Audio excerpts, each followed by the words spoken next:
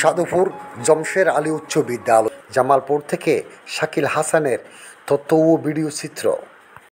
বঙ্গবন্ধু জাতির জন্য করব এই বার্তাকে পৌঁছে দিয়ে আমাদের সাথে সাহেবের জ্যেষ্ঠ কন্যা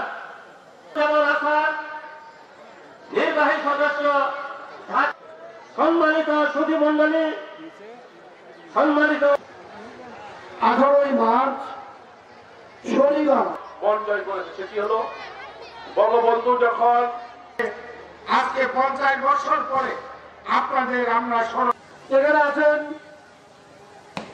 প্রাক্তন শহরেও রয়েছে তারা শেখ হাসিনা একটি স্লোগান দিয়েছিল গ্রাম করেছি 102তম জন্মবার্ষিকী।